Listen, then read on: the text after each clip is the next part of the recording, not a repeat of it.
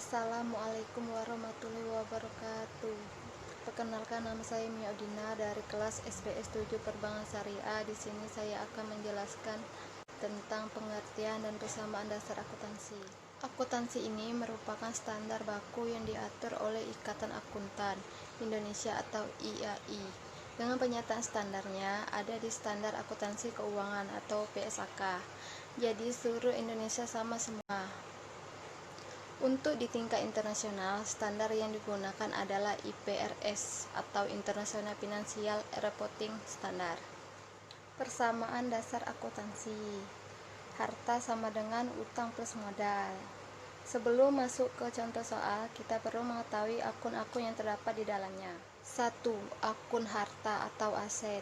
Di dalam contoh akun harta ada akun kas, yang artinya tunai atau dibayar secara langsung tanpa berutang, namun kas memiliki arti lebih luas dalam akuntansi, yaitu kas merupakan salah satu kelompok aset yang sifatnya likuid.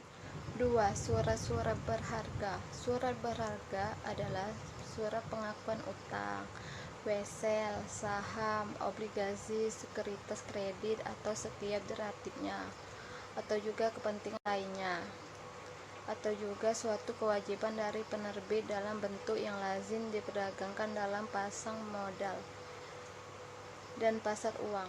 3. Wesel tagih. Wesel tagih merupakan wesel yang dapat ditagihkan kepada perusahaan lain yang memiliki utang kepada perusahaan kita. 4. Piutang.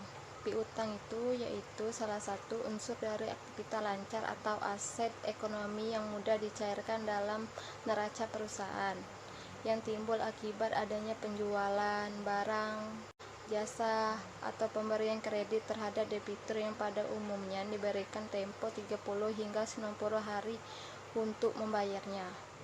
5. Persediaan barang dagang. Persediaan barang dagang adalah persediaan barang yang tersedia untuk dijual dalam perusahaan dagang. Contohnya persediaan barang baku, barang dalam proses, dan barang jadi dalam perusahaan manufaktur. 6. Perlengkapan.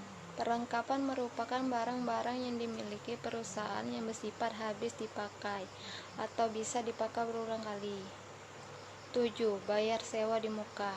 Bayar sewa di muka adalah beban sewa yang sebetulnya belum merupakan kewajiban perusahaan untuk periode yang bersangkutan, tapi jumlah tersebut sudah dibayar oleh perusahaan terlebih dahulu. 8. Pernyataan atau investasi. Pernyataan modal adalah aktivitas investasi dalam bentuk kepemilikan saham secara langsung pada perusahaan, di mana kepemilikan saham tersebut tidak ditujukan untuk dimiliki secara permanen.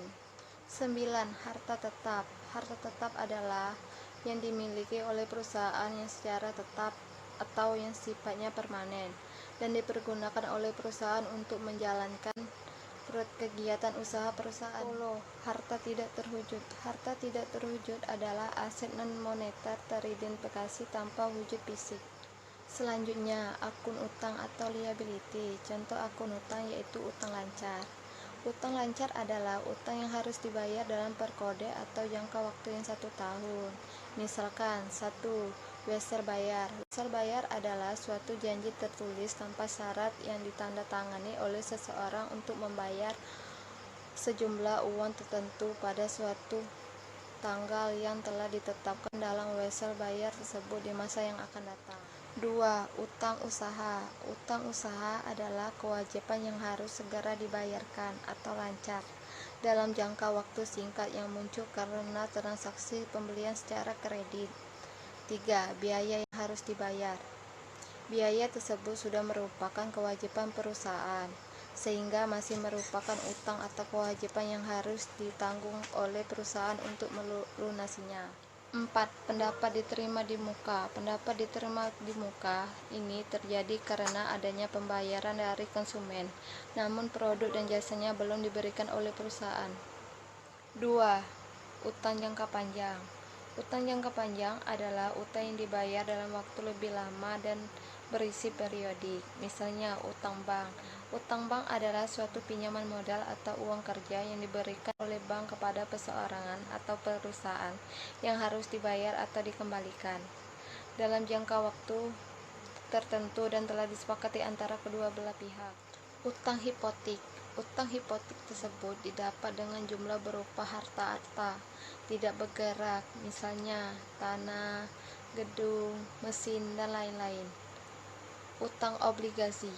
Utang obligasi adalah surat utang yang diterbitkan oleh penerbit obligasi kepada pemegang obligasi, beserta perjanjian untuk membayar kembali pokok utang beserta kupon bunganya pada waktu yang ditentukan.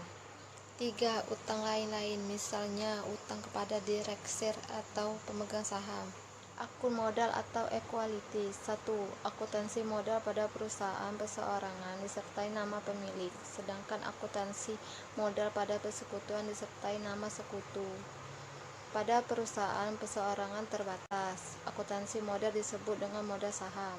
2. Modal 10x, yaitu contoh soal akuntansi firma atau persekutuan, yang artinya adalah perusahaan yang dimiliki 2 orang atau lebih, dibentuk dasar kepercayaan. 3.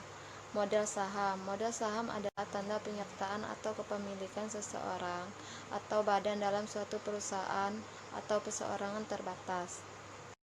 Sampai di sini penjelasan dari saya. Saya ucapkan terima kasih. Wassalamualaikum warahmatullahi wabarakatuh.